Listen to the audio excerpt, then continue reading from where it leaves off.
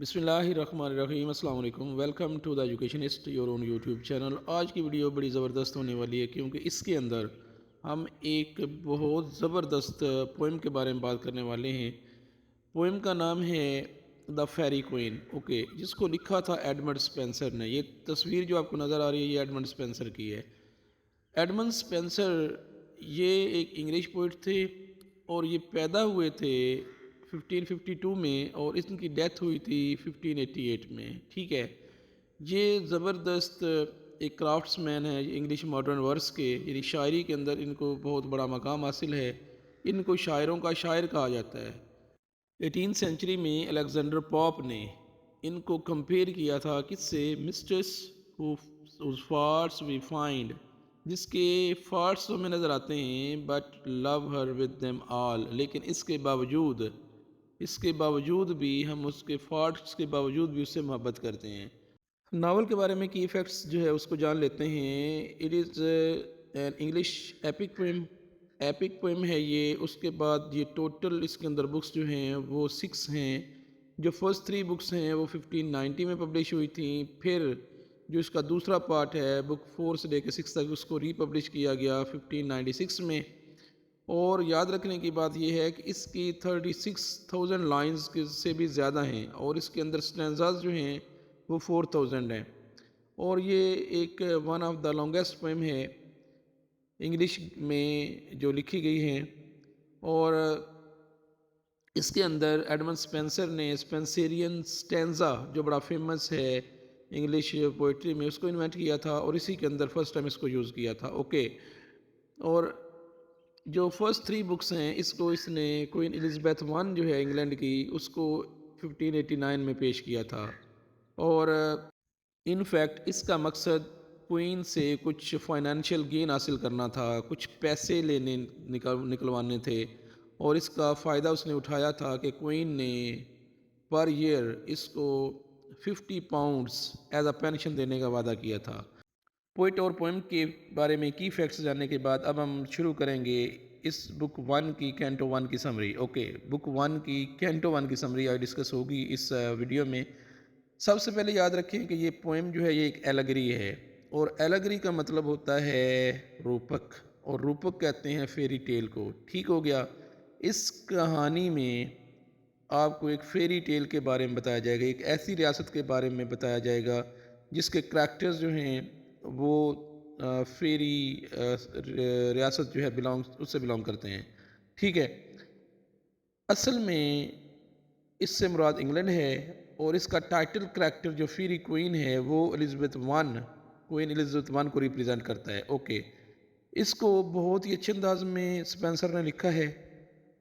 اس میں اسپینسر نے ایک خاص سٹائل کا استعمال کیا ہے جسے بعد میں اسپینسیرین سٹینزا کے نام سے یاد رکھا۔ بک 1 کی کینٹو 1 میں ایک نائٹ کی کہانی بیان کی گئی ہے جس کو نائٹ آف ہولینس کا نام دیا گیا ہے، ٹھیک ہے۔ اس نائٹ کا نام ریڈ کراس ہے۔ اصل میں اس کے پاس ایک شیلڈ ہے، شیلڈ کے اوپر ایک ریڈ کراس بنا ہوا ہے، اور یہ ریڈ کراس بنا کیسے؟ اصل میں ایک وار کے درمیان میں اس کو کچھ زخم آئے، زخم میں سے خون نکلا، خون اس شیلڈ پر پڑا، شیلڈ پر پڑنے کے بعد اس سے کراس کا نشان بن گیا جو کہ ریڈ تھا، دیٹ از وائی اس کو ریڈ کراس نائٹ کے نام سے یاد کیا جاتا ہے، ٹھیک ہے۔ اور اس لیے اس کی کوئین نے چونکہ یہ بڑا بہادر ہے، اس کی کوئین نے جس کا نام گلوریانا ہے، کوئین گلوریانا، اس نے ایک ٹاسک دیا ہے۔ ٹاسک یہ ہے کہ اس نے ایک لڑکی ہے جس کا نام اونا ہے، اس کے پیرنٹس کو خطرناک ڈریگن سے آزاد کروانا ہے، ٹھیک ہے۔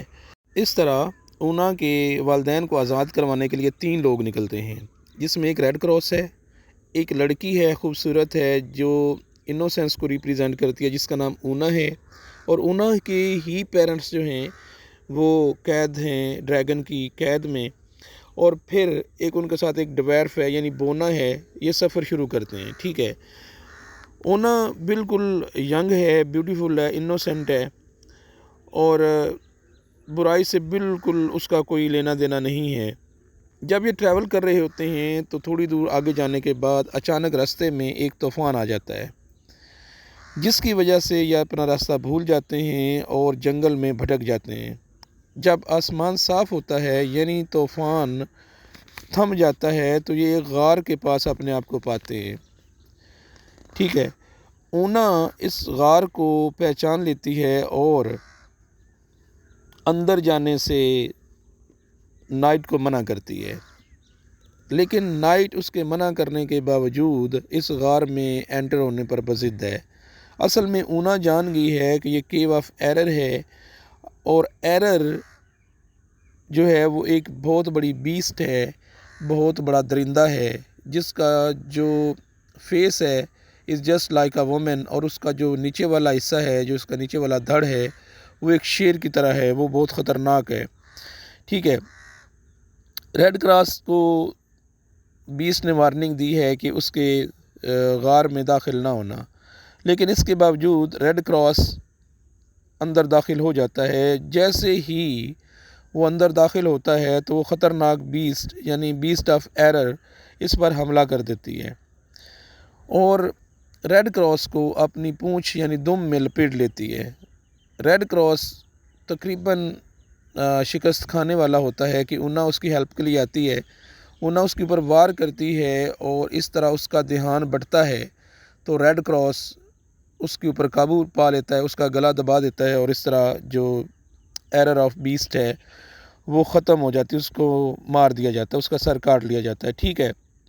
بیسٹ کو مارنے کے بعد یہ لوگ اس کیو آف ایرر سے باہر نکل آتے ہیں اور آگے چل پڑتے ہیں تاکہ صحیح راستہ جو ہے ان کو معلوم ہو جائے۔ اب ہوتا کیا ہے، دن ڈھل رہا ہے اور رات ہو رہی ہے، پھر یہ لوگ ایک بوڑھے ہرمٹ سے ملتے ہیں، ٹھیک ہے، بوڑھے ہرمٹ سے ملتے ہیں، اور ہرمٹ کا مطلب ہوتا ہے سادھو یا ملنگ، جس نے انہیں یہ آفر کی کہ اگر وہ ان کے پاس رکتے ہیں تو وہ ان کی مدد کرے گا اور ان کا راستہ ڈھونڈنے میں ان کے ساتھ تعاون کرے گا۔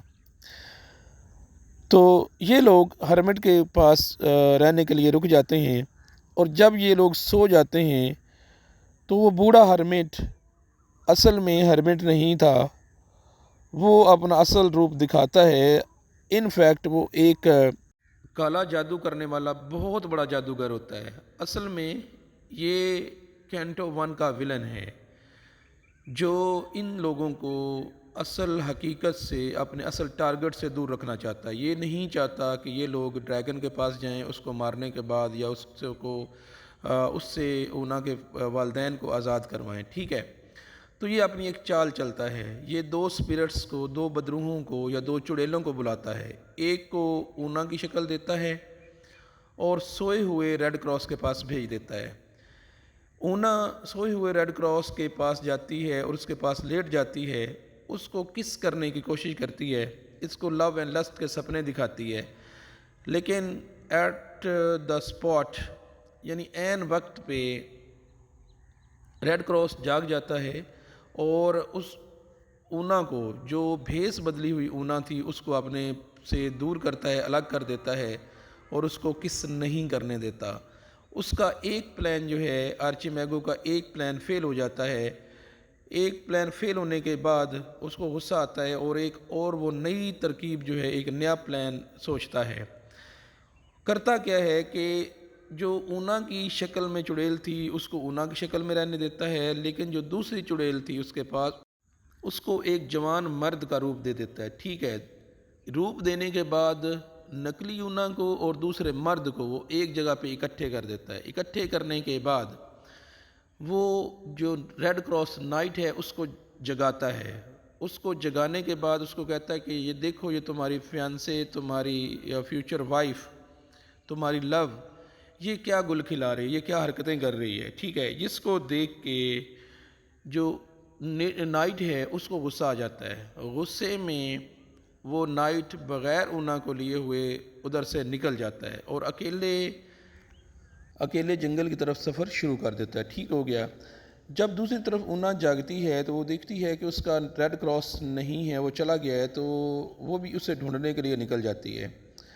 دوسری طرف آرچی میگو بڑا خوش ہو رہا ہے کہ چلو اس کی ایک چال تو کامیاب ہو جاتی ہے، تو وہ کرتا کیا ہے، وہ ریڈ کراس کا بھیس بدلتا ہے اور انہوں کے پیچھے چل دیتا ہے۔ دوسری طرف ہمارا اصلی والا ریڈ کراس جنگل میں بیچارہ بھٹک رہا ہے، اپنا راستہ ڈھونڈنے کی کوشش کر رہا ہے۔ تو اس طرح ہمارا کینٹو 1 جو ہے وہ کمپلیٹ ہو جاتا ہے، ٹھیک ہے۔